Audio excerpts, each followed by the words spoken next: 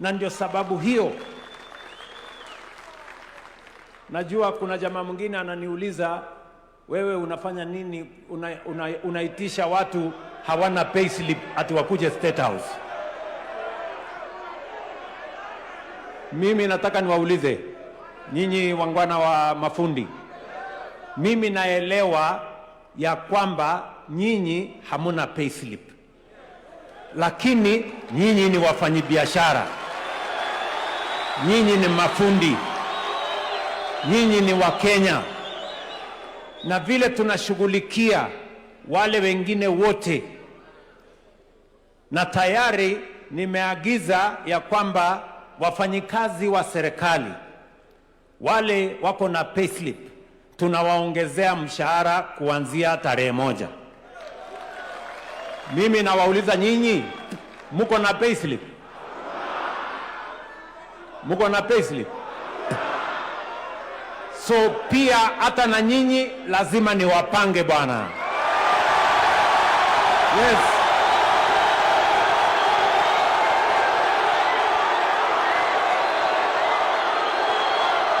Ni sawa si sawa? Ni sawa si sawa? Tuendelee ama tuendelee?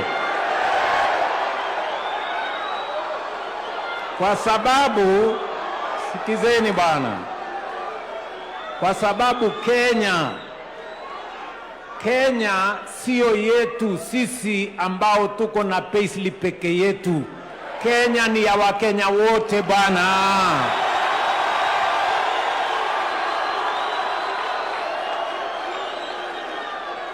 Kwa hivyo saa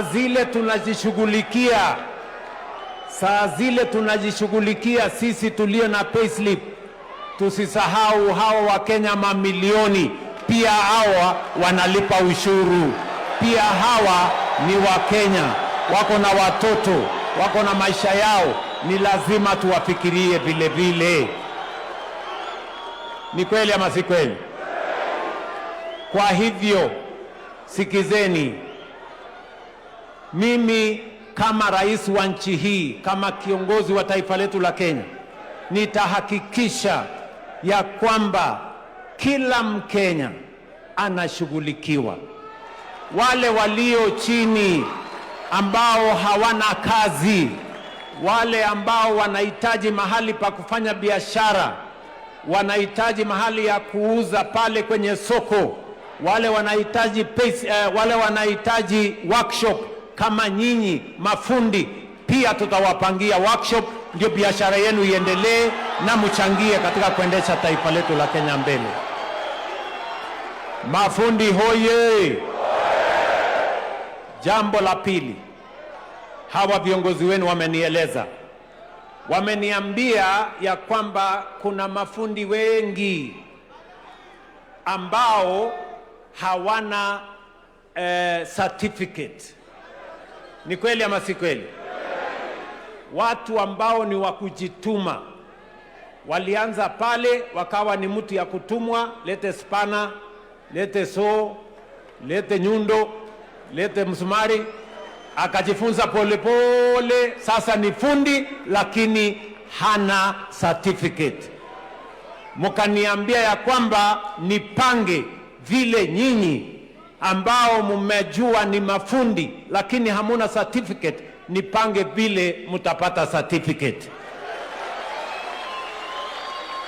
Sasa munisikize kwa makini, mafundi munisikize kwa makini, tunaelewana?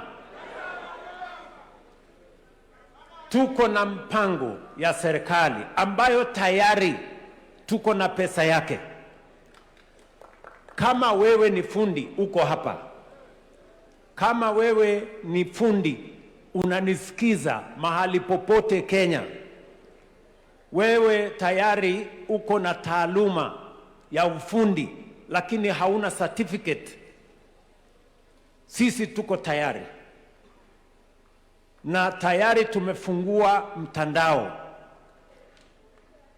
ili nyinyi mjiandikishe, na serikali ya Kenya itakulipia wewe gharama ya kupata certificate na tutakupatia certificate. Munanielewa? Ili saa zile tunatafuta mafundi, wewe pia unaweza kustep forward na uweze kufanya kazi, useme mimi ni fundi seremala, mimi ni plumber, mimi ni electrician, mimi ni mason, mimi ni carpenter, na utakuwa na certificate, na sasa utaanza kujisimamia ukiwa na certificate yako, upate kazi pale kwa affordable housing, kwa kujenga soko zetu, hostels na zile zingine zote.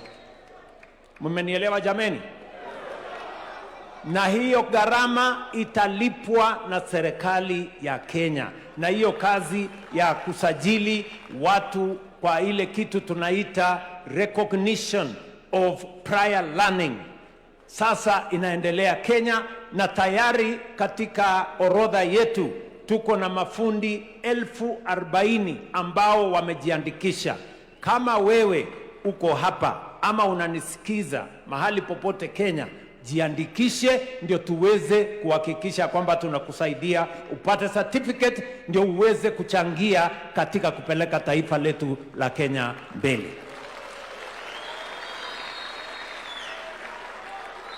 Mafundi hoye! Mafundi hoye! Mumeniambia ya tatu, hawa viongozi wenu wamesema wamesema ya kwamba kwa sasa mahali mnafanya kazi, mara mnahamishwa, mara mnapelekwa pale, mnapeleka kwa reli, kando ya barabara, sijui wapi. Ni lazima tuwe na designated places ambayo serikali itawajengea workshop na iwapatie leseni ya kuendesha hiyo kama biashara yenu. Na mimi nataka niwahakikishie, sio Nairobi peke yake, kila mji katika taifa letu la Kenya sasa tutakuwa na mpango kupitia kwa affordable housing ya kujenga workshops ya wafanyabiashara wetu mafundi waweze kuwa na mahali. Kama ni magari tunapeleka pale kwa workshop ambayo imetengenezwa vizuri, nyinyi mafundi wa magari muwe pale. Kama ni mambo ya workshop ya useremala iko pale. Kama ni mambo ya workshop ya chuma iko pale, na workshop zingine, ndio tuhakikishe ya kwamba Kenya isiwe mahali ya watu wachache, Kenya iwe ni Kenya ya watu wote. Mnasema tuendelee ama tuendelee? Watu wa Nairobi, mimi nataka niwaambie mambo matatu ya muhimu hapa Nairobi. Kwanza, mimi nataka niwashukuru, niwaeleze ya kwamba hapa Nairobi vile tulisema hatutaki tena mtu akose nafasi ya matibabu kwa sababu hana pesa. Ndio tukasema tujiandikishe kwa SHA